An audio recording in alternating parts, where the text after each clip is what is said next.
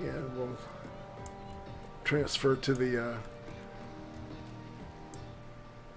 rest of the group here. All right, we got everything open. All right, everybody.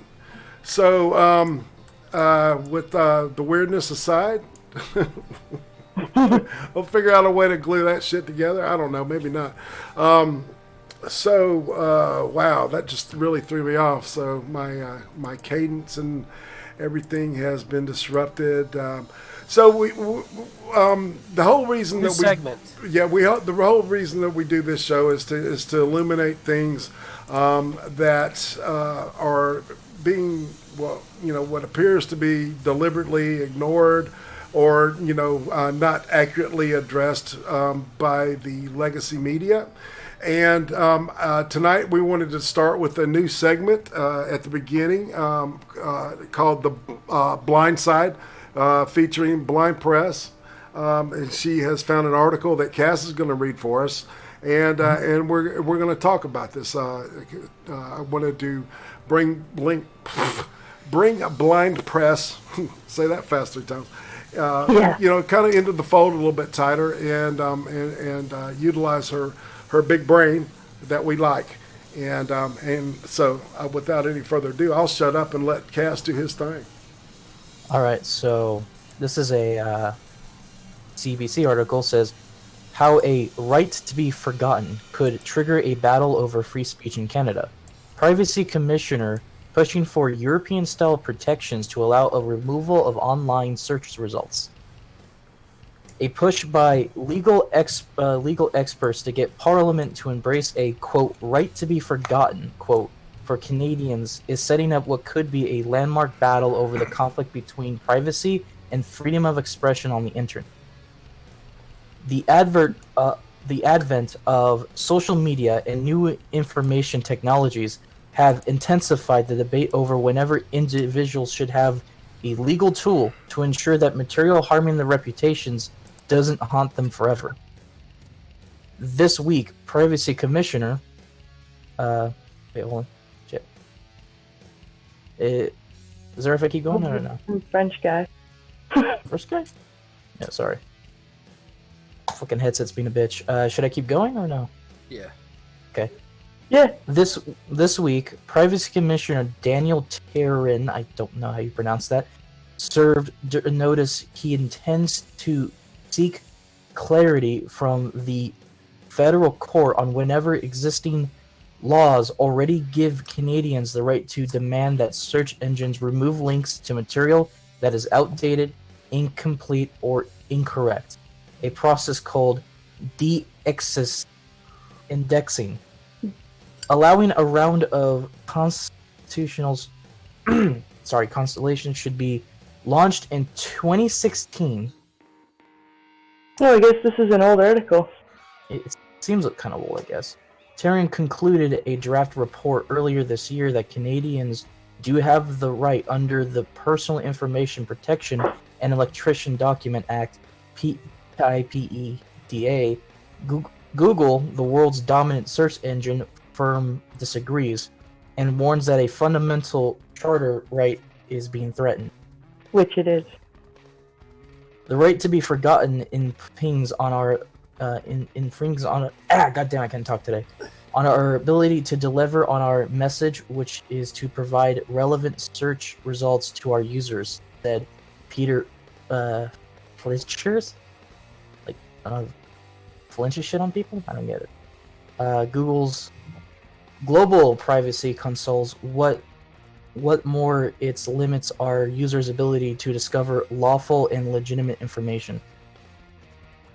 So basically, because Canada has a Charter of Rights and Freedoms, so it's kind of like your guys' Bill of Rights. Mm-hmm. And we have in Section 1 of the Charter, we have like a freedom of speech, freedom of the press, freedom, like the same kind of thing you guys have. So this does kind of violate that section, because it would basically tell you or tell people that they like that they're it would basically decide what information is relevant and what information is not relevant, and who the hell decides that? Wow. My question becomes, in this situation, if this information was posted by another person, and even if it's inaccurate, you can go and say it's inaccurate. Yeah. But who are you to have the right to change their opinion because you don't like it? I mean, that does infringe on their rights, but it also basically gives you the ability to rewrite history. You get into an argument with a person online, that argument is there. It exists. And if you can just delist it. Well, and it's not just that. Like, what's the big thing that we try and teach our kids about, right? About internet safety. Once it's out there, it's out there. Forever. Right? Yeah. If that were to change, like, it's a safety issue too. Like, who's to stop dumbass kids, like dumbass idiot teenage girls from posting stupid pictures? And although I don't like that, I can just have it gone now. Like, it's a shitty lesson to learn, but sometimes you gotta learn it the hard way. And I'm not sure if I fully agree with all of you on this subject, by the way. Oh, no? I don't think so. Because I think that, there's like, let's say you decide to do a YouTube or Twitter or what have you thing using your real name. Yeah, you don't necessarily deserve to be rewarded for stupidity there. I'm not saying that. Yeah, you should be anonymous if you're smart. But I think that that aside, if it's someone else writing something about you and they're using your real name, I think that if you didn't invite this upon yourself and you're not considered a public person, it should be able to be taken down. And I'm thinking of the simplest of examples, which is if any of us types in our name, no matter how careful we are, shit will still come up because these websites that here's their name and their address. This is their last 3 addresses. You want their phone number and you want their criminal record? Pay us. That shit, no one invited that on themselves. They're stealing, well, not stealing, but they're buying public records, and that's and your phone company is selling them your information, which they have no right to do. And your state government too. That kind of shit should be taken down, and it shouldn't be hard to get it taken down if you want. But see, that's different than delisting web links to YouTube videos or blog posts or chat room forums. If you post something, whether it be a video or text under your name, you deserve what you get at that point. That's not what I'm saying should be taken down.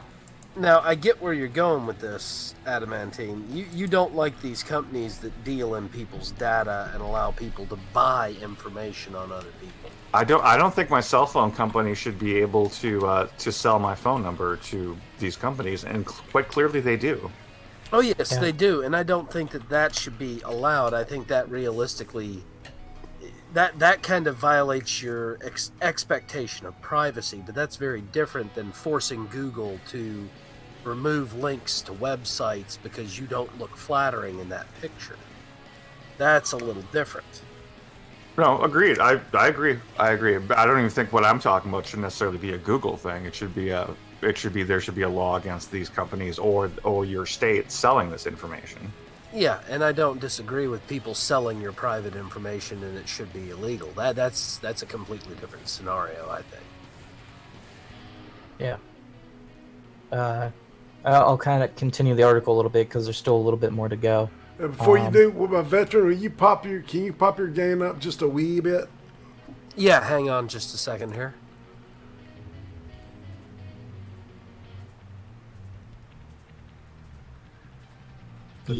How's that? Much better. The dulcet tones of Vetran Mountainman. That's right. All right, Cas, please continue, sir. You're doing a great job. Thank you. In a watershed 2014 ruling, the Court of Justice of the European Union said its citizens do have the right to request the erase or ensure of search engine results that are, quote, antiquated, or irrelevant, or no longer relevant or excessive.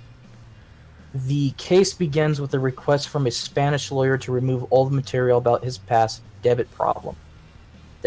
Yeah. Flincher said requests made so far underscore the difficult value judgment search engines and European courts now face. Quote, former politicians wanting posts removed that criticize their policies in office, convicted criminals asking for articles about their crimes to be deleted, professionals such as architects and doctors asking for bad reviews to be delisted, people wanting to have comments removed, and that they themselves wrote and perhaps now regret, he said. In each case, someone wants the information hidden, while others might argue it should be out in the open, unquote. Parliament must decide. No matter which way the federal courts rule, the issue appears destined for Parliament. University of Ottawa law professor Michael Geist, who specializes in internet e-coms laws, said that he can see rational arguments on both sides of the question. Quote, given the complexity, given the freedom of expression issues that arise out of this, I think the appropriate place is within Parliament to expectantly go through policy process and decide what's right for Canada on this, he said. A report by MPs on the Access to Information, Privacy and Ethics Committees called on government to consider a framework for a, quote, right to ensure based on model development by the European Union, unquote, that would be a minimum included a right for young people to have information posted online about them taken down. So, what do you think of that?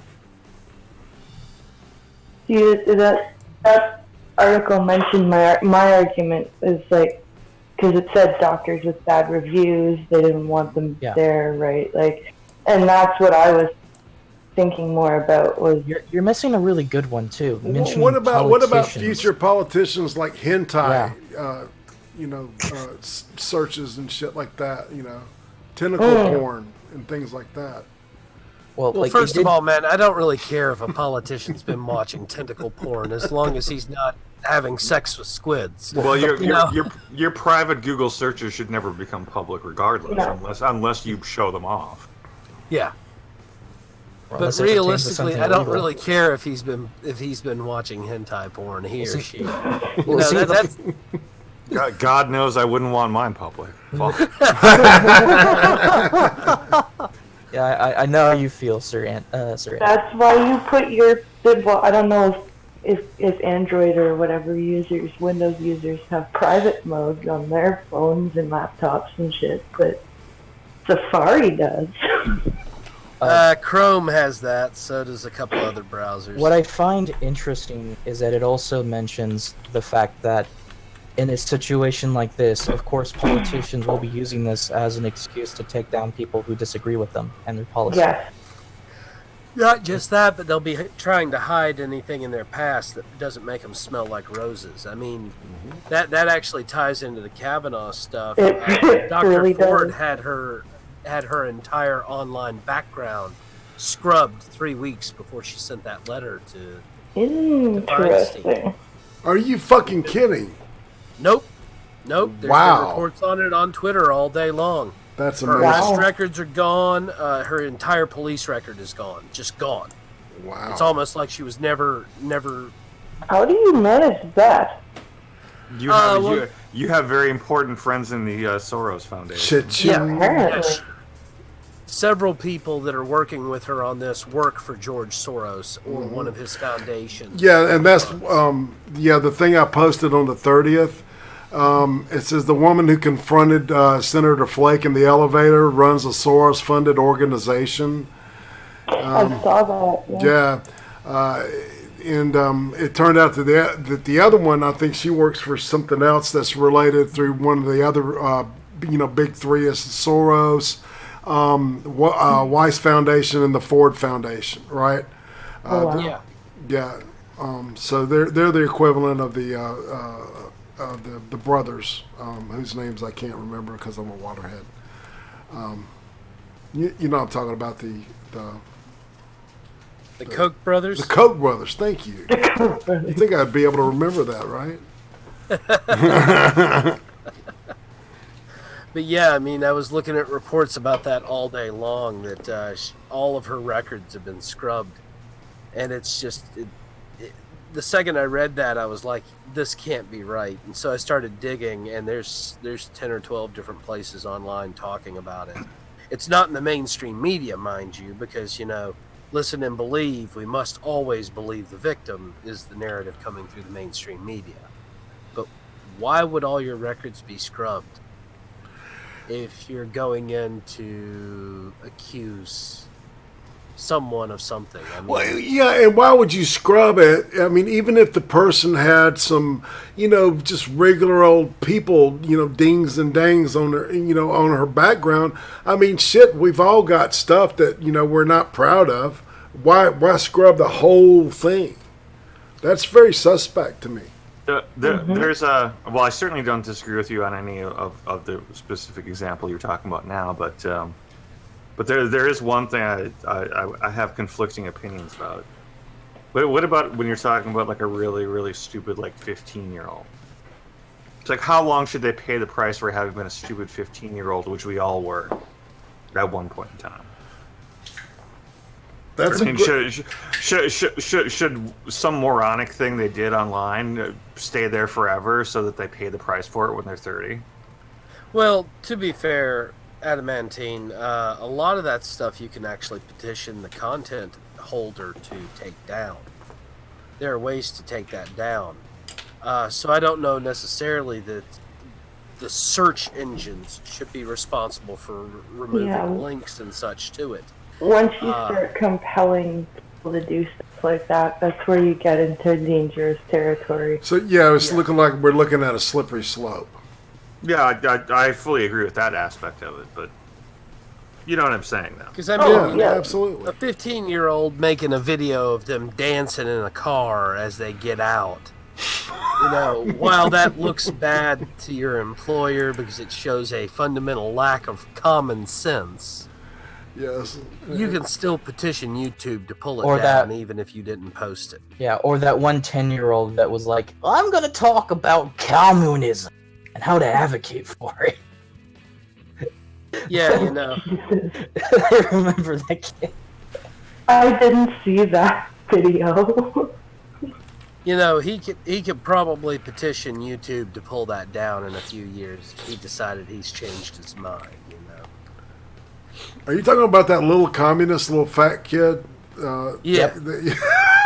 That kid. That poor youngin', man. You can, he's regurgitating just what his parents and his teachers are just pouring in his little head, man. I know, but when yeah. you discuss stuff like this, imagine a kid like that, and when he's in his 20s, try to apply for a job, and Right. you would have corporates who hire people to look into people for information, and they see that shit. Yep. Yeah. Be an Especially when it's viral. Instant bye-bye. Yeah, I get where Addie's getting at, but it does become a bit of a Pandora's box and a bit of a slippery slope to go into, because it could apply to other people, like politicians or maybe con artists or other people who have an incentive to make sure that their record is as clean as possible, because the last thing they want is people looking into them for the things they've done or the things they've said. What about contractors, Cas, or moving companies? Yeah. If they can petition Google to have links removed of descriptions of what they've done to people, Yeah. that opens up a whole new can of abuse and fraud on the general public, where people can't find out who these people are legitimate. Who says there isn't a clause in these laws that say the government itself can literally just do the same thing to itself and have the rights to do that? And they do. Interesting question. I was going to say, I don't know if they do. But... I would imagine they do. I fully agree with all of you. I'm just saying that there's the opposite side of this, which is Yeah, we need, and that needs to be. The opposite side of this is being forever branded with the scarlet letter. Right. Well, and that's the whole point of, that this wouldn't be a good show if we didn't, try to, honestly look at both sides, Yeah. And I don't disagree with you there, Sir Adamantine. Realistically, the internet's memory is infinite because we're constantly adding devices to it. We're constantly adding space to it. And things just continue to accumulate, and you can just find them no matter what. But, once again, there comes a certain point of personal responsibility. That 15-year-old, lighting up a joint on YouTube and thinking he's so cool, when he's 21 and looking for a job, well, he might have to just sit down and negotiate through the YouTube takedown policies to get that video removed. Because he was the one dumb enough to have it uploaded. Yeah. And also to take the opposite side for a second, you could. Do you really want to give Google that sort of godlike powers? No, I don't want to give it to Google. Not at all. Right, and that's kind of like where my head was going with this too, man. It's like, for God's sakes, out of everybody, it's yeah. Okay, let's say there are people at Google who review petitions, and what happens when they're like, well, all right, I work for the company that has the greatest amount of knowledge about people of anyone, including the CIA. Let's just look at the other shit you've done, and see if I agree with your political outlook. And if I don't, I'm not going to help you. Or, it's like for the right amount of money, it's like you can know this, and this about your opponent, or about your ex, it's think about the power that the people are getting, access to. And this actually goes back to a conversation we had a few weeks ago on, I'm not sure if it was your stream, Irate, or if it was Mountain Man's, but that Google should not be allowed to have the kind of power they do. Yep. What are you going to say, Cass? Cass? I was actually... Go ahead. Oh, sorry. Hold on. I need to readjust the microphone. I understand where the points are coming from, and to an extent, it does become an issue of when you put something out there on the internet, it stays out there, and some people will gravitate that towards that particular information for their own reasons. Some of it may be positive or negative reasons. Like, for instance, let's talk about, for instance, Sargon, when he was trying to be serious about politics, and the media got access to the fact that years ago he made some really edgy jokes. And he said some really edgy things for the sole purpose of combating entertainment, along with wrecking the feminists online. And those were jokes years ago, and most people don't really care. But at the end of the day, with that information, some people have their own reasons why they believe that information, why they want to use that information. They use it for their own purposes. It's unfortunately a sad fact of being on the internet, especially when you become more popular. As much as you grow in an audience that likes you, there's also going to be a section of the audience that hates your guts and will gravitate to certain kind of information about you. Like, oh, this person decided to look up hentai porn. He's the biggest degenerate on the internet. I hate this guy so much. Blah, blah, blah, blah, blah. The same shit you see all the time. But in Sargon's case, though, there's a solid case to be made that he is a quasi-celebrity, a public person. Yeah. He's definitely headed there. And public people do not deserve the same privacy that private people. I would say we're all private people because no one watches us compared to. Sargon gets 1,000 times more than all of our views combined. We're not using the same public platform that public people in society do. The internet is a weird gray line between public and private platforms. See, I tend to disagree with you guys on this. While I definitely don't consider myself, any kind of serious celebrity, I feel that because we're doing this publicly, we are literally putting ourselves out there to be public figures. Yeah, but Mountain Man, your real name isn't out there. So if you decide to run for office, they shouldn't be able to find anything. They shouldn't be able to relate you to this. They will be able to. I'm actually verified on Mine's Gab and even through YouTube. I mean, really verified. Uh, So Well, you shouldn't have done that. well, I needed to do that, man, because it gave me the feeling of the right thing to do. You know what I'm saying? The only reason I hid my face up until, just recently was because I was worried that I would literally be lynched in the streets in Portland. So, Yeah, You know. anyway, the point I was trying to make is, since we're all, to an extent, in a weird way, talking publicly amongst people about ideas and philosophies and concepts and jokes and shit, that we are, in a strange way, kind of in a public space. Although, Yeah. for some weird reason, not all the laws seem to apply because it's the internet. So, in a way, you're always going to expect some people to go after you, and do shit against you because they don't like you and they want to tarnish your public image. I know what that's like. Despite the fact I'm not very big, I've always come across a small group of people who tried that shit with me and a lot of other people I know. It becomes it's such a common thing that happens. It doesn't matter if you're almost 1 million to like almost 500 subs. It's something that eventually happens. You deal with the social aspects of that as if you were in a real life public forum, which is weird. But it happens, and Then you get random women from 35 years in your past saying they raped you.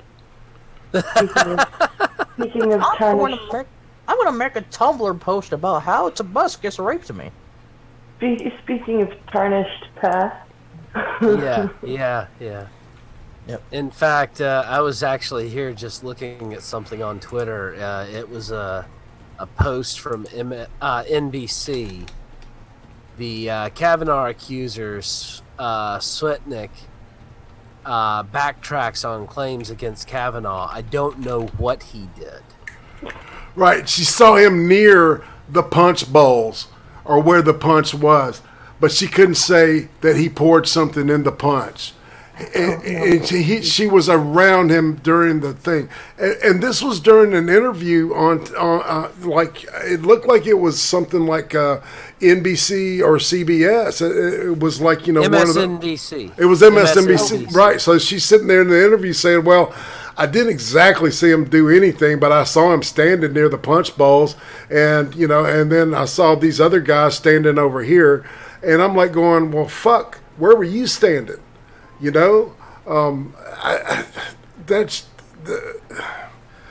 That's not enough. That's not enough, and that's a waste of fucking FBI investigative time and taxpayer money.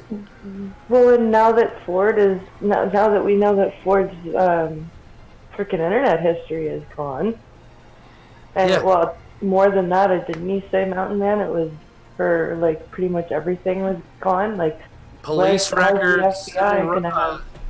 Yeah, all of it. How are they going to do a proper investigation now? All they can do is look at Kavanaugh.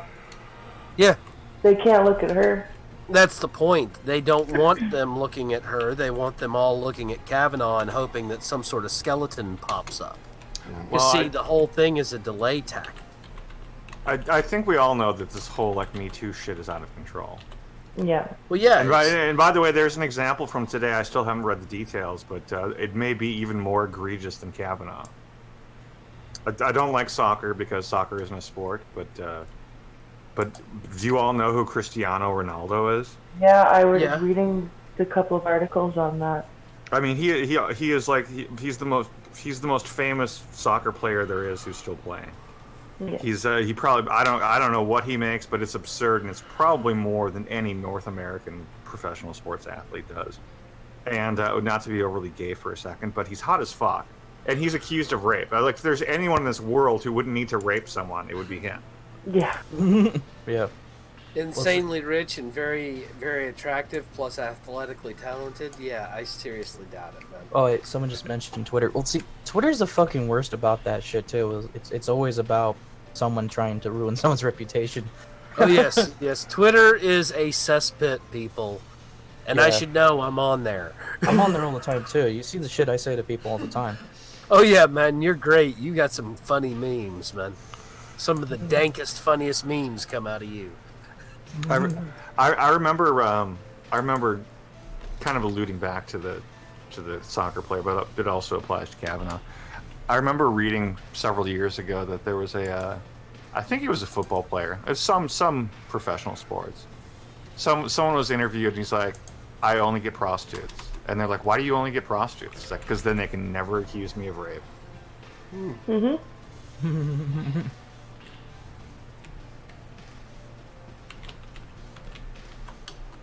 Good call. Where's the lie, though? It's like I'd like a quickie and a receipt, please. A receipt. Here's this piece of paper showing that I purchased this. Hey, which would you rather be charged with? Hiring a prostitute or raping a woman? You know? Could you imagine a prostitute with a receipt book in her bra? Oh, that's interesting though. I got a feeling that as these artificial prostitutes or whatever robot, as You mean the sex dolls? yeah, as the sex dolls become more and more lifelike and robotic, and at some point they're going to probably be able to mimic some kind of lifelike movements and stuff. It's like it's going to be kind of weird because I got a sneaky feeling that all these incels and shit are going to be falling in love with like fucking silicone creations, and having all these weird feelings, man. There's probably going to be a new branch of psychology to Well, I mean, Yeah. wow. I Well- mean, if you think about it, it's fucked up. But Well, in all Irate, honesty, though, if you're just looking for sex, at the point that these things become realistic, well, I mean, they're already physically pretty much realistic. But as far as when you reach the point where you add the robotics and the AI to it, well, if all you're looking for is sex, why wouldn't you choose that? Well, I got some bad news for you guys. It's not in the future. It's already happening. Great Britain has its first sex doll brothel. Nice. Yeah, but it's still not convincing yet, though. Is what I'm saying. They're not fully convincing yet, but in Great Britain, if you need a quickie and you don't want to pay, and you don't want to pay the price, you can go have a quickie with a sex doll. Why not? Think of it like this. Just hope to Christ they've been cleaned. In the future, all you have to worry about when it comes to sex dolls is just making sure you don't buy the sex robot from a feminist company. Unless you Well- be accused by the fucking doll. Do not buy the fembot. I did not give you permission to touch me there. You did not have consent. Screech. Screech. Yeah, I can't even do that, man. Exactly. Exactly. Well, shoot. All right, I think it's time to go ahead and slide on to our next segment, since we've kind of slid into the Kavanaugh Blasey Ford segment. Was that all a silicone joke?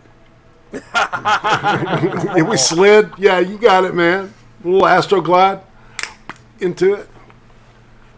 Wow. Crickets.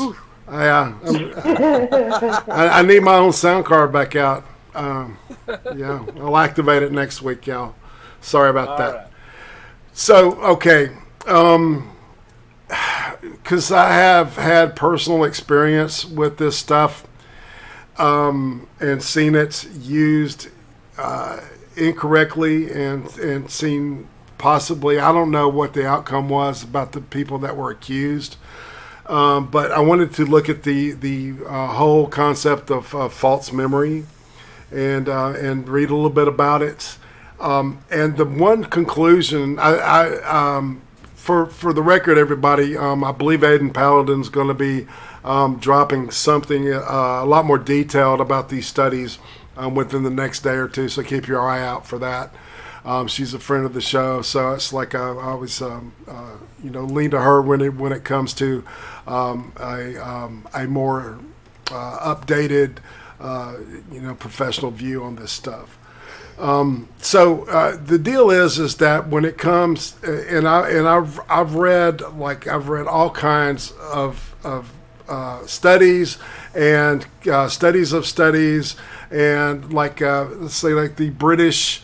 I'll go ahead and read some stuff. Discriminating fact from fiction and recovered memories of childhood sexual abuse, and this is from the Association for Psychological Science. It says recovered memories are inherently tricky to validate for several reasons.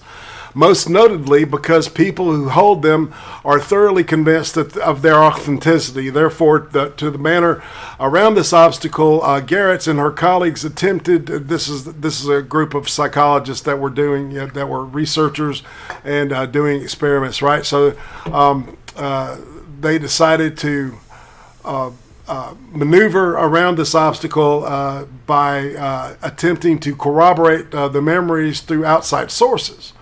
The researchers recruited a sample of people who had reported being sexually abused as children and divided them based on how they remembered the event.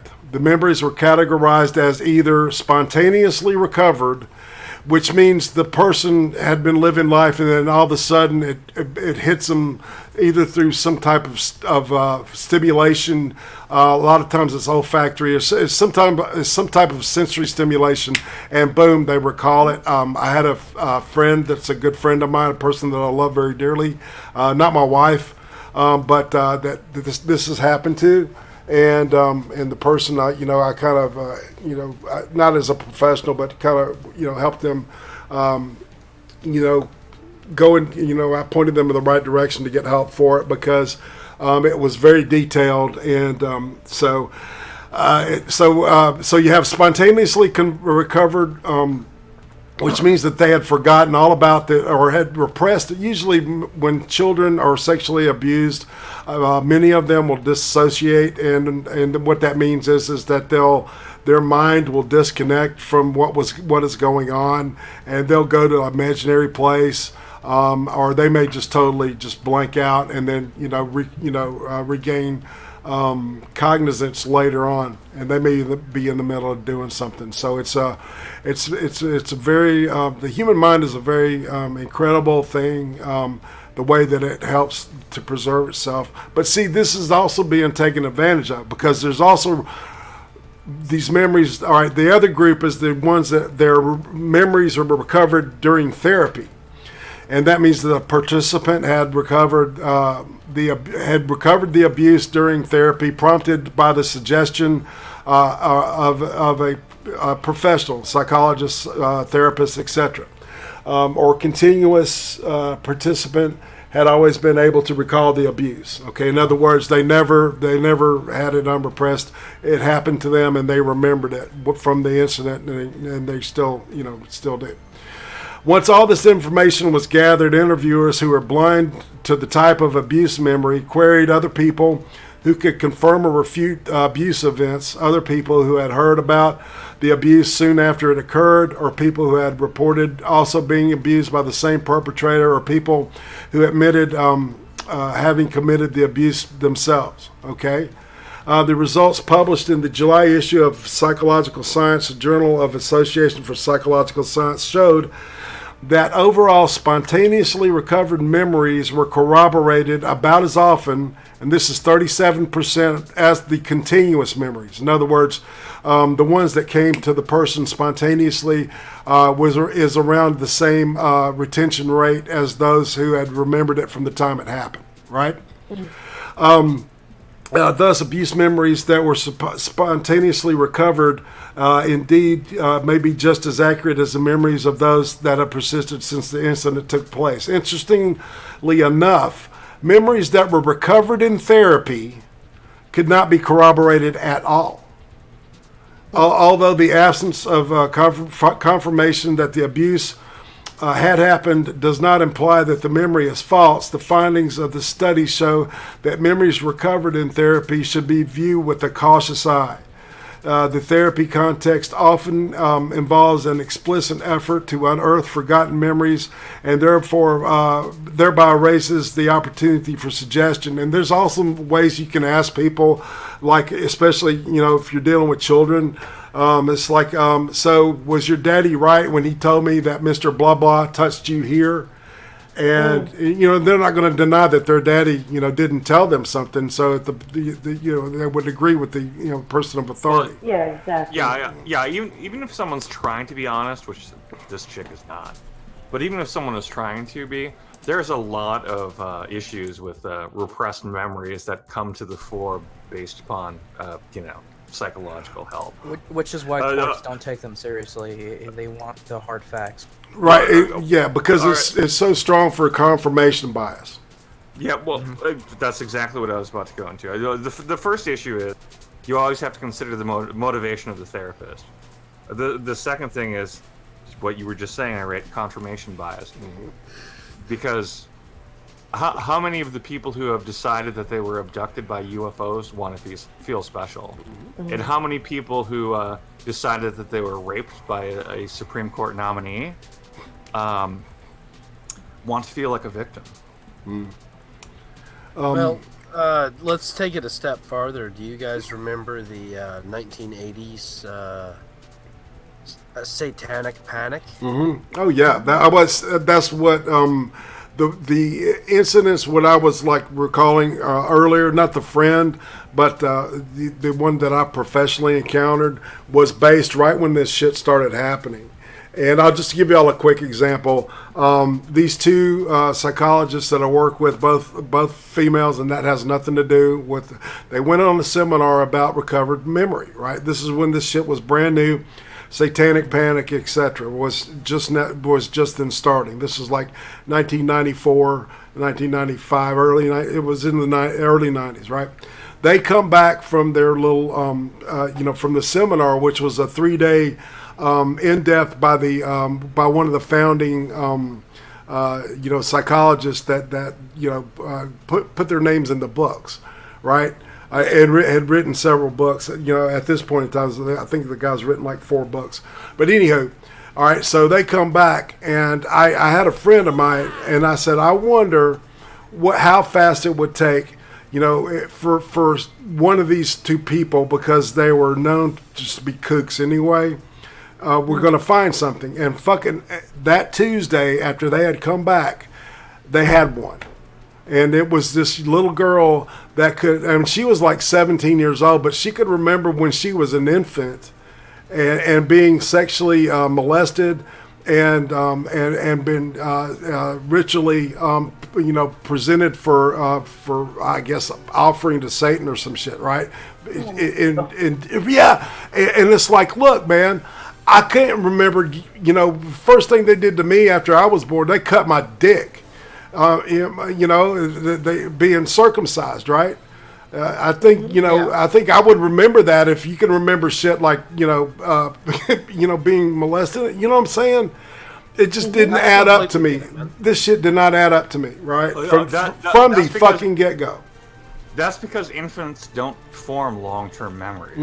No, they don't. You don't really start forming lasting long-term memories until you're well into childhood, once you're well past toddling.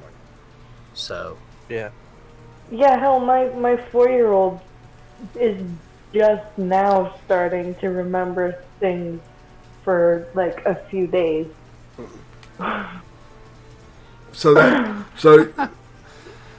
Or as Roasted Opinion says in the chat, memory by therapeutic induction. Yeah, he and I were talking about this on Saturday night when I was I had a great time on his show. So he's a great guy, and people should sub to him, as should sub to everybody in this cast. And all the information is down in the description. So plugged on. Sorry. Well, see, that's interesting because we're talking all this memory and stuff, and this is why when it comes to courts and stuff, they tell you, if you've been raped, go to the cops immediately. Don't take a shower. Don't wait too long. Literally go to the cops if you've been raped. yeah, They Yeah. tell you that all the time, and it's not for a bad reason. It's because there's only a certain window of that evidence that's going to remain for a while, especially if you take a shower. You're just washing all that shit off, and now it's going to be hard for them to prove that you've been raped.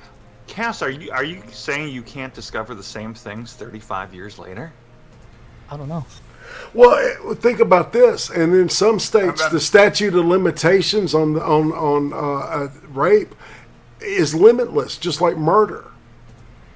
Only in a few states, Irate. Most of them only raised it to 20 years because the idea of having it unlimited became very untenable because of the lack of physical evidence after. But guys, I've been raped by Whitey behind an Arby's in the '90s. You gotta trust me. I thought he Listen killed and that. believe. I thought he killed that guy. We're looking at the resurrected Cass. He was resurrected, and on the third day he rose again. So yeah, all right, and so everything that I pulled up about this stuff, pulls up the whole idea that, due to the nature of the whole of what this memory recovery thing is that at best it's sketchy, and at worst it can be used as a weapon, and that's why the courts don't consider it as reliable. It's just like a lie detector test, like a polygraph, right? Because you can fake those, man. If you know exactly what you're doing. The key to that is during the test, whenever you get asked a question, all right, that you're lying on it, you clench your butthole as hard as you can, right, and clench your butt cheeks together while you're answering the question, and you'll pass it.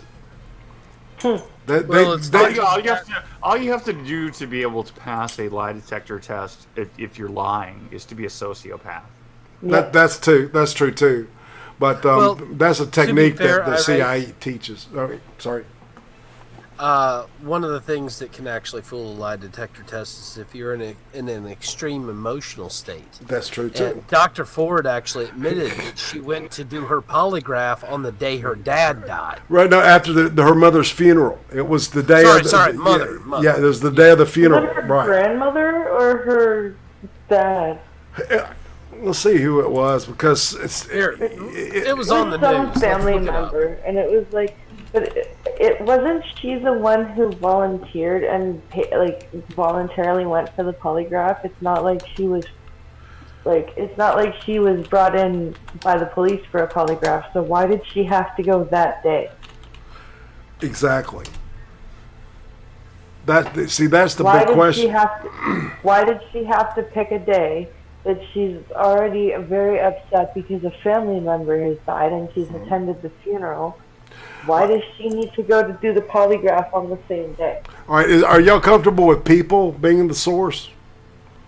Sure. I'm sorry, what? Yeah, People being the source is People magazine.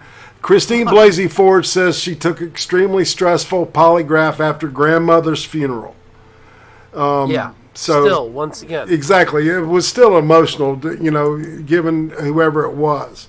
I mean, I don't care for my mother, but my grandmother's funeral was still an emotional time for me. Yeah. And so telling me that you're in a normal state of emotional being after attending a funeral of a family member, especially a close family member like a parent or a grandparent or a sibling, I'm sorry, in that situation, if you go to a psychiatrist or a therapist and try to get diagnosed for depression, they're going to tell you you're not in a normal emotional state. You're grieving. Right. It's normal. And she should know better because she's a fucking psychologist. Well, Yes, she is. And here's the kicker, okay, people. This was just kind of discovered right before we went live for the first time. All right, this is a breaking article that popped up on Twitter, and it says Christine Ford wrote a 2008 article, 10, 11 years ago, teaching hypnosis to create, quote, artificial situations. All right, let that sink in. To create. Now the plot thickens. Indeed. The story of the college professor who serves the foundation for the slime to destroy I'm sorry. The story of the college the story of the college professor who serves as the foundation for the slime and destroy attack against Supreme Court nominee Brett Kavanaugh continues to present more and more questions than answers, despite what the media would lead the public to believe.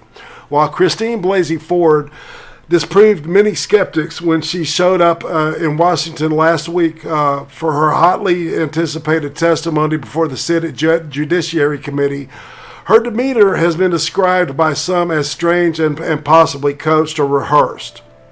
Or maybe something else, something that could be far more sinister. According to a bombshell report from Sean Davis of The Federalist, Dr. Ford was the co-author of a 2008 study that, get this, examined the use of hypnosis to assist with the retrieval of important memories to create artificial situations for treatment, which begs the question as to the role of such hypnosis in the memories of Ford's evidence, free accusations of Kavanaugh and his buddy Mark Judge. Right? And there's some tweets that Davis presents. 2008 academic study co-authored by Kavanaugh.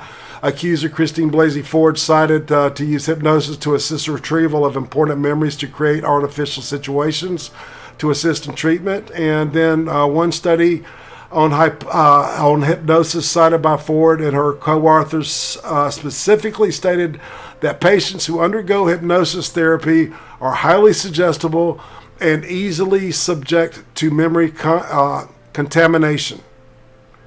Yeah. Wow. It's interesting the way that she presents herself because I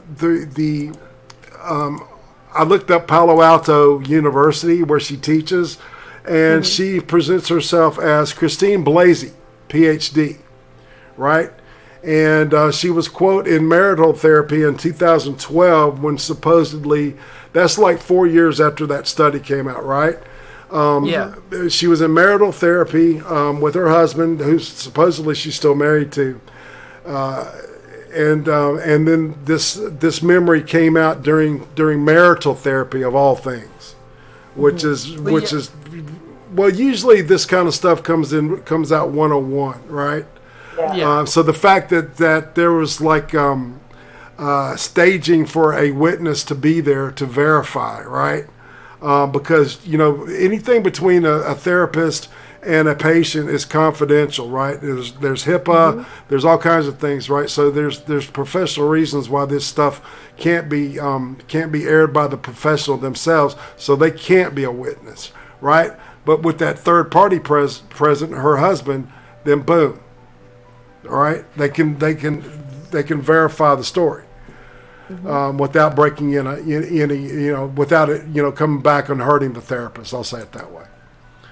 Also, her doctorate is in statistics. She's a statistician. How could someone with a degree in hard science become a pretend? Well, to be fair, you should know just as well as I do, Adamantine, that statisticians. I know you can make them say statistics statistics say whatever you want, but not in the same way that a psychologist can. True. Well, not necessarily. I mean, the big problem with statistics is that you have to A, have a viable sample set. B, you have to be willing to accept a rejected hypothesis. And C, you can't be selective on your sample set. No, but if any of those are false, you're going to get a bad stat.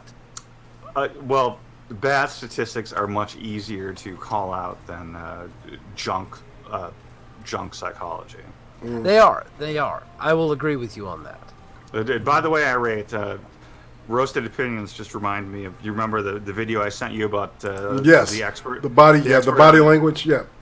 Roasted was just talking about seeing videos like that too.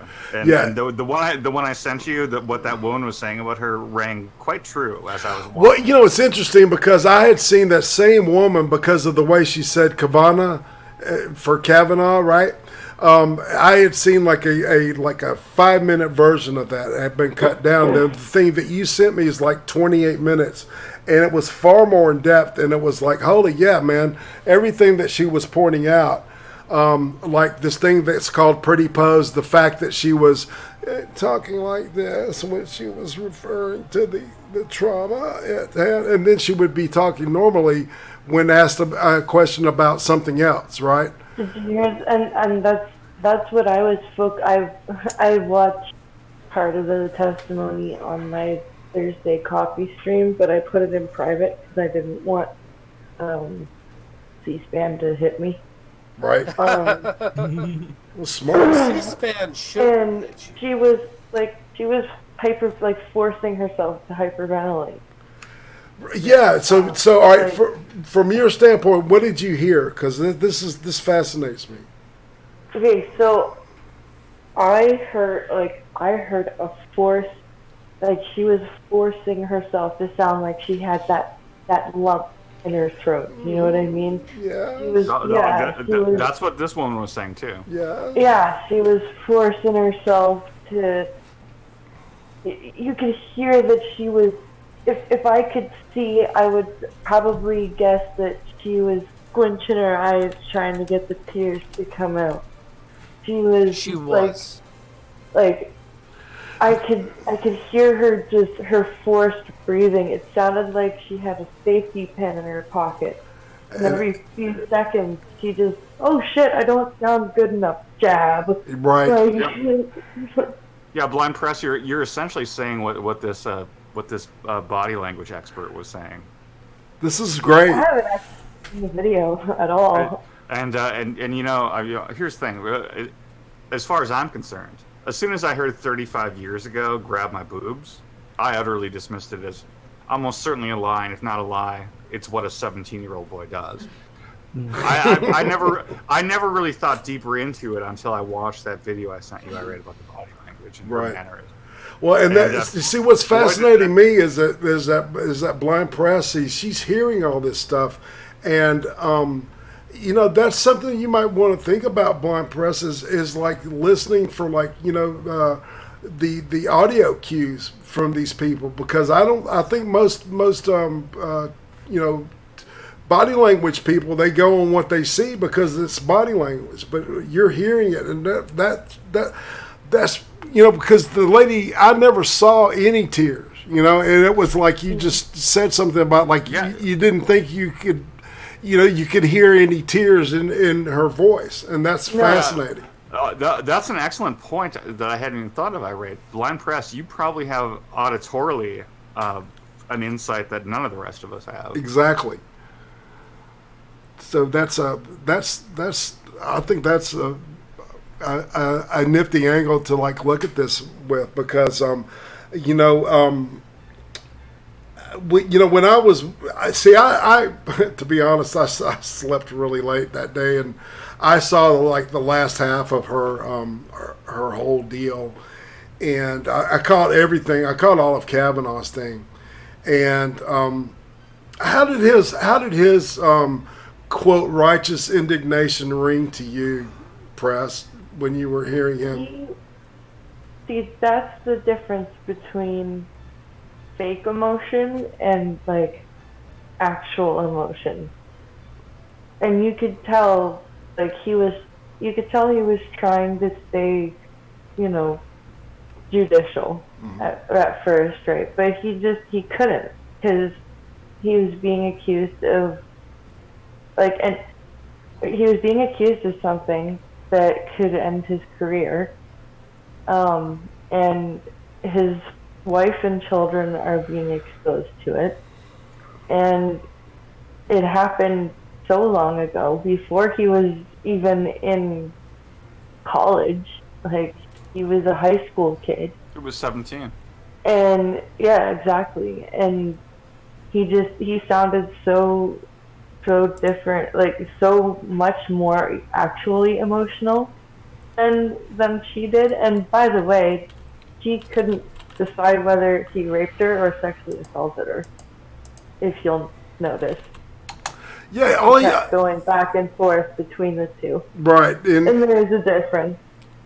Yeah, and then there's the whole mushroom stamping thing, which I actually didn't know what that was until well, I didn't, man. And it's like, well, what? Come on, what is that? Because they kept referring to it, and it's like, well, oh, they did that because see, man, I grew up in that time, and I was a teenager and in my 20s in that time, and that wasn't a thing.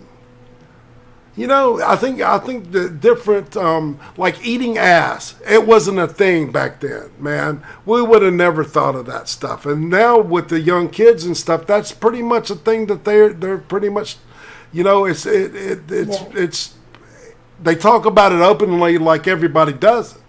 And back in the day, if he would have said something like that to me, I would have went, oh, dude, it would have shocked the shit out of me because it that's a good point, Irate, because before this stream started, we were talking about the names that people use for minorities at various points in time, and how if an old if a really old person from a different two generations ahead of you said a word, it's not really as offensive as if 2 generations later they said the same thing. Because they lived in a different world, and yeah, the world of sex was different 35 years ago than it is today.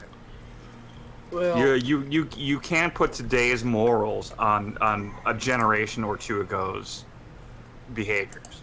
You just can't. And I don't disagree with you on that. However, I did just see an article here about the Illinois Times.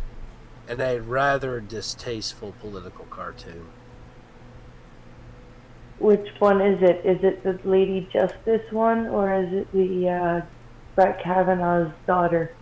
The Brett Kavanaugh's daughter. Holy shit! All right, you got to describe this because this sounds. All right, it's a bedroom scene. Up in the left corner, it says Kavanaugh's daughter says another prayer.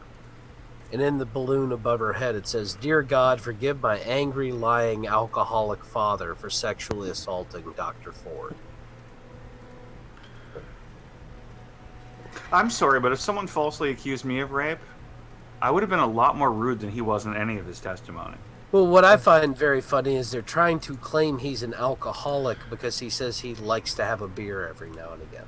Right. He admitted to liking beer. Well, see, I even got in an argument with Tom Arnold Saturday about that, because he was, saying that alcoholic, blah, blah, blah. And I said, well, are you diagnosing Kavanaugh as an alcoholic? The dude never answered me and then I asked him, I said, well, are you a recovering alcoholic or are you a recovered alcoholic? Because in AA, there's a big difference. And there is such thing as a recovered alcoholic. I won't go into the details of it, but it was like he was pissing me off. Well, here's another thing too. It's very short-sighted and dismissive to functional alcoholics like me, who I'm a dick when I'm sober. I'm a hell of a lot nicer, and I'm a hell of a lot nicer when I'm drunk. Not everyone becomes a mean, volatile drunk. You're a great guy either way, man. You know that. Oh shit! It's 11:15 for me. I gotta pop off. I'm sorry, guys. It's all right, Press. Well, thanks again, and hopefully we'll see you back next week for sure. for blind press before you go pimp yourself. That's right. Oh, be sure to check out the coffee stream, which is now every day, Monday to Friday at 10 Eastern in the morning, and Friday I'm actually doing a little debate on immigration with somebody, so that'll be interesting. You should come and check that out. Killer. Yeah. All right. Well, we'll see you back here at same bat time, same bat channel for Blindside featuring Blind Press. Nice. Talk to you guys later. Have a good night. Take care, sister. Thanks. Have a good All night. right. Have a good night. Bye. Don't let the Democrats bite. She's up in Canada. They're not Democrats up there. They're socialists. They're labor. They're yeah. Yeah, they're Labor Party. The snow comers.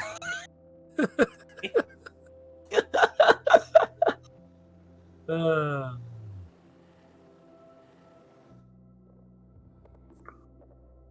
right. Okay. So, where do we go from here? All right. We've been talking about recovered memory. I could go over some more of this research. The most, it seems like the research that's made the most significance as to the veracity and also the the instability of being, is by Elizabeth Loftus. And it seemed like the experiments that they engage in, and that's why you need statistics, is to help is to quantify the experiments, because you have to have numbers for that. But usually the people in that part of academia side of psychology, they're usually detached from the emotional shit. Which it sounds like to me from her experience is that she doesn't sound detached from it at all. Which gives me, it's interesting. I would love to see that dynamic at that school, because it's just a small college, University of Palo Alto, or whatever. But it said that studies by Loftus have concluded that it's possible to produce false memories of childhood incidents. Experts involving manipulating subjects into believing that they had some fictitious experience in childhood, such as being lost at a shopping mall at the age of 6. This involved using a suggestive technique called familial informant false narrative procedure. And that's kind of what I was referring to with asking about was your daddy correct when he told me blah, blah, blah, in which the experimenter claims the validity of the false event is supported by a family member of the subject. And the study has been used to support the theory that false memories of traumatic sexual abuse can be implanted in a patient by therapists. Critics of these studies argue that the techniques do not resemble any approved or mainstream treatment modality. There are criticisms that the implanted events used are not emotionally comparable to that of sexual abuse. Critics contend that Loftus' conclusions overreach the evidence, but she herself has rebutted these criticisms. Some patients later retract memories that they have previously believed that they had recovered during treatment. And while false and contrived memories are possible reasons for such retractions, other explanations suggested for the retraction of allegations of abuse made by children and adults include guilt, feeling of obligation to protect family, a reaction to familial stress, rather than a genuine belief that the memories are false. The number of retractions is reported to be small compared to the actual number of sexual abuse allegations made based on recovered memories. They studied at dissociative disorders and trauma program at McLean Hospital. Maybe I read that info wrong about Loftus research. It concluded that recovered memories are mostly unconnected to psychotherapeutic treatment, and that memories are often corroborated by independent evidence, often appearing while home with family and friends, with the suggestion being that generally denied as a factor in recovering memories. Very few participants were in therapy during their first memory recovery, and a majority of the participants in this study found strong corroboration of recovered memories. So that leads to what I'd read earlier, where they were saying that the spontaneous memory retrieval rang out more, in line with the people that remembered the trauma from when it happened, right? As opposed to the clinically extracted memories. And it also says that this is from the recovered memory therapy. It says that the term recovered memory therapy is not listed in the DSM-4, nor is it recommended by mainstream ethical professional mental health associations. So that in itself, makes it suspect right there. Is that she took place as a person with a PhD in psychology in a modality that is seen as unreliable. So it's just, there's all these different red flags, and look, honestly, there may be of something that have happened to her. I don't know. Nobody can really say for sure, and I don't even think she can at this point because of the nature of what apparently has gone on. But it's like, and then they use this shit like, well, even if she didn't do it, you've got to let her have her truth. And that's like, well, her truth is the person that she's accusing's, false. That doesn't make any sense. That's the most retarded shit. Like letting people have their truth. Go ahead. The whole thing has always been a political smear job. I mean, take a look. So she states that she told her therapist. And that's a convenient witness or a convenient corroborating factor because the therapy notes can't be subpoenaed by the judge. Exactly, and that's Congress. Right, and it happened in marital therapy, so her husband could verbally verify. You see what I'm saying? So she's got that, but it's her husband, for fuck's sake. Well, also the thing comes down, Irate. I mean, sometimes when you're in marital therapy, the therapist will speak with you each individually, and even if that's true, she was being spoken to individually. You're right. Unless she gives consent for the release of the therapy notes, it's basically a blind tiger. Right. Here's proof, but you can't see it right. because I have control over who gets to see it. And you can't face that kind of evidence. It's almost like accepting spectral testimony like they did in the Salem witch trials. Yeah. The testimony of ghosts. Yep. Or you should do is listen and believe, because that's totally a good idea. Yes, because women never lie. Women never lie. Well, unless they're in court. Dude. You are a sharp object, my friend. I love it. Okay. I guess with the final couple of minutes we've got, we can talk about Q for a moment. Let me go to the transfer to the Q page because I busted my ass putting that together, and we might as well use it. We're in the Q zone now, people. I'm playing with the idea of calling this the hashtag MeQ. Yeah. It's that WW1, WGA, WWG1, WWGA, where we go as one, we go as all. I think is that a Roman thing? I can't remember, but that's part of the the Q followers, the MeQs. One of the things that seems to be excited, to have excited Q, first of all, on Friday or Saturday, Q said, go ahead and welcome Judge K to SCOTUS. I don't know where exactly that was, but he was implying that he's going to get, confirmed anyway, I've got a feeling because the way that they put that deal together, it was like, all right, you're going to get a week of FBI investigation, and once that investigation is up, we're going to have the vote, and and that's the agreement that they all stuck with. And I got a feeling that that president's going to push that shit. And then there's always the stuff about Rosenstein. They're still that's still coming up, and I'll believe that when I see it. To be honest, man, I don't think that anything's going to come up in a 1 week long FBI investigation, because I honestly don't believe the FBI can find its collective ass. well, to be honest though, he's been through 6 of them.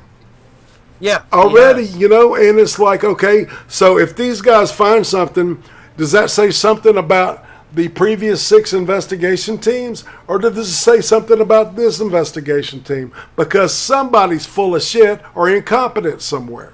Well, but by the way, let's assume for a second that this was actually some sort of a theoretical sexual assault, which I don't believe it was, even if it happened, which I don't believe it happened. But even if it was, unless they crossed state lines while they were doing it, it's not an FBI matter. It's the local police. The FBI has no business in any of this. I don't disagree with you there, Sir Adamantine. The FBI does not have any business in this, and it should have been handled at the local police Well, level. Kavanaugh said... ladies, it's important to go to the police if Exactly. you're sexually assaulted. Well, and remember what Kavanaugh said during the thing. He said, look, they can have their investigation, and what they're going to do is they can't come to a conclusion. All they can do is say that this person said this, and this, and hand in a 302. Just like they did when they questioned Hillary Clinton.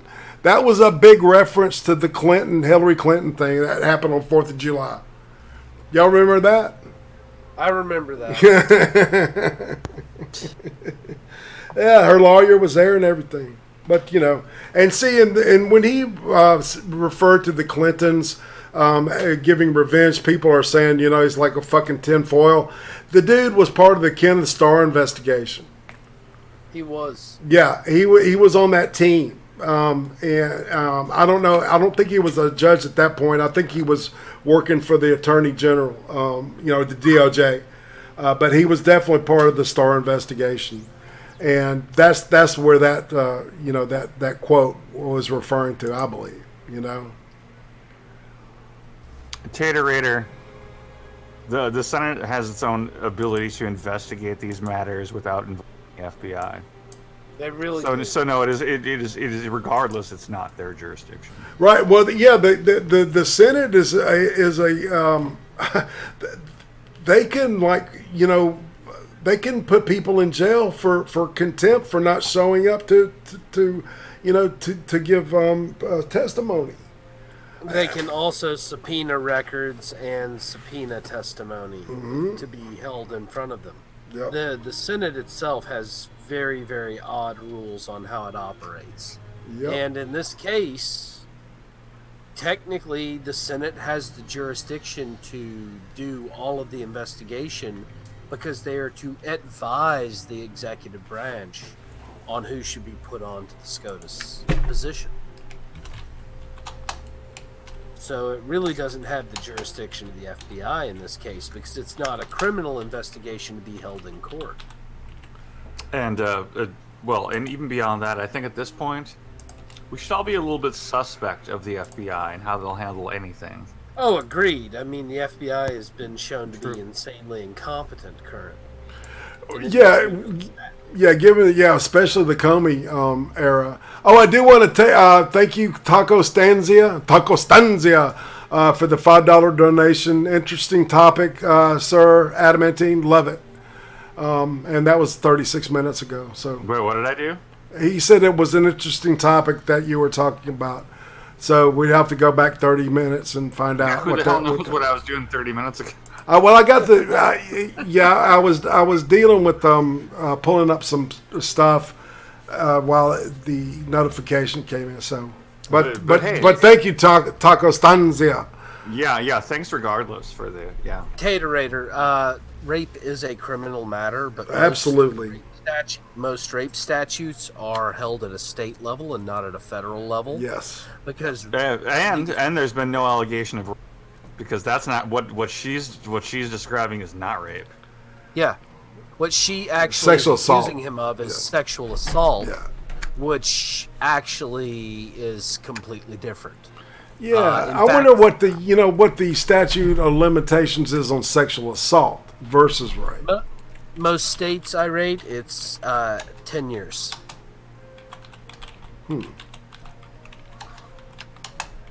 I almost made a really crude joke, but I'm not going to go. Why not? True, Taterator, DC isn't a state, but None of this was supposedly happen in D.C. It was Maryland. it was in Maryland. Yeah. And the other one was supposedly what was that? Was in Delaware? Yeah. Yeah. There was another one. Let's see. Okay. All right. The statute of limitations. Let's see. We'll go by. Just give me a state for sexual assault. That Maryland. would use Maryland. All right, Maryland. Let's go to the letter M for Maryland. Yes, Taterator, they currently are in DC, but when you're charged with a crime, you have to be charged in the state that the crime occurred in. All right. So you wouldn't be charged in DC, you would be charged in Maryland in this case. All right. Felony sex offense or misdemeanor punished by imprisonment in a penitentiary, that is none. But the other misdemeanor sex offenses, 1 year. So obviously you've got to go deep into the code to find out for that. And I would, that as fucking lawyer based as Maryland is, I mean, for fuck's sake, you can't spit without hitting one.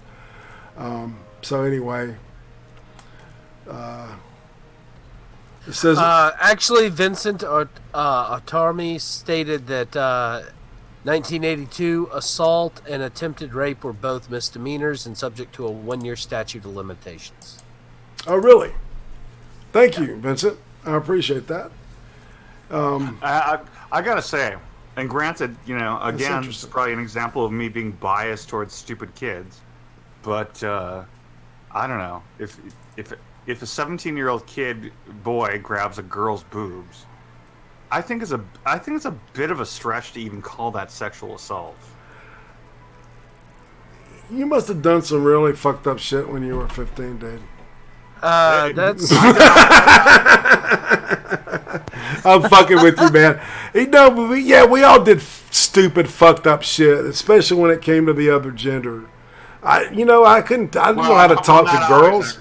It's like it was. I remember in the '90s, man, when all these kids were like, saying this, thinking they were singing rap songs, I guess, without the music to these women. And saying the most sexually explicit shit, and was like, God damn, I would have never said that to a girl at that age, Hit the like button, everybody, before we split out. And it's getting near that time. But anything else about... We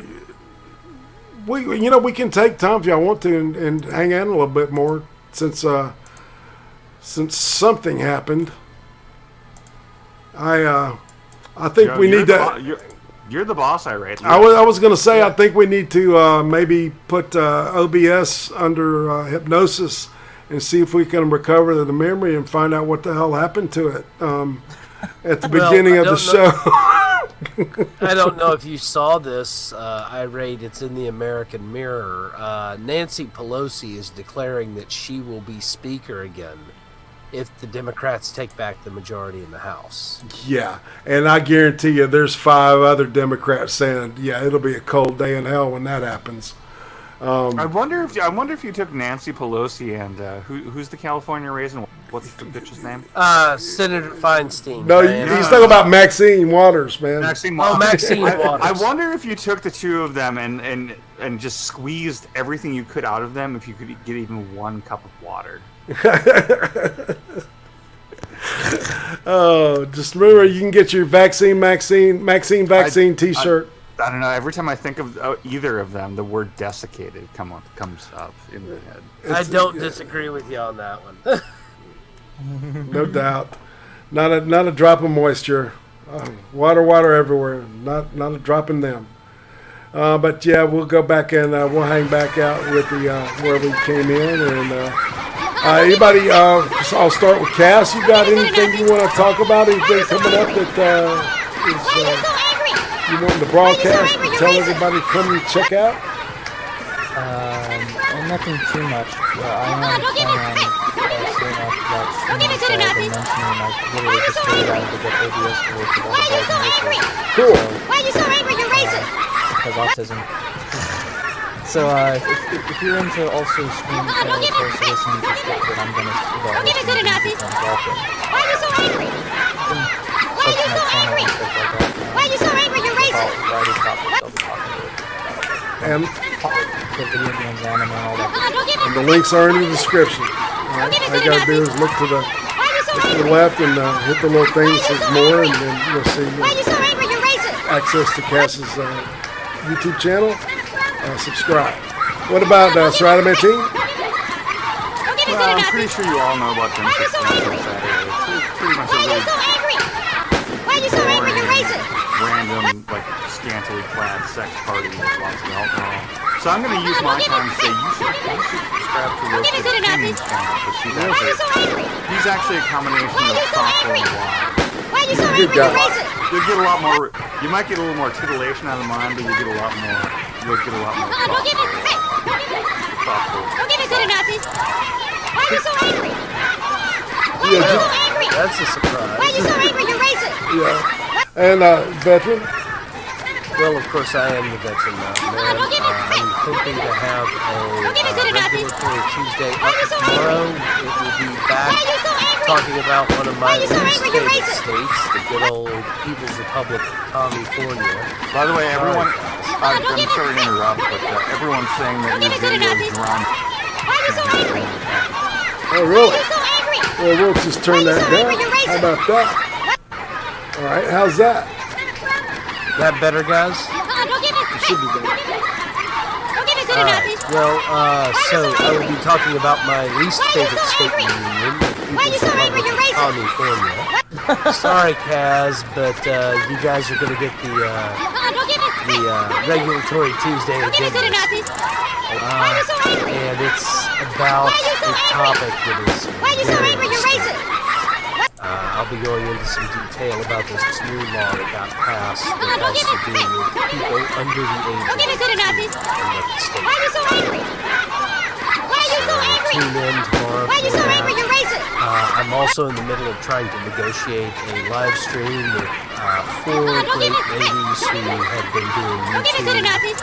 and live streams as well, including the infamous Elisa Plague, who Why are you has so been angry? banned You're from racist. YouTube, to discuss the listen and believe philosophy and the Me Too movement Don't get into the and Nazis. danger to the American. Why are you so angry? I'm hoping to have that maybe this Thursday Why are you so angry? or You're next racist. Thursday. It's going to depend on schedule. But I will have quite a few wonderful guests, and it should be a lot. Don't get into the Nazis.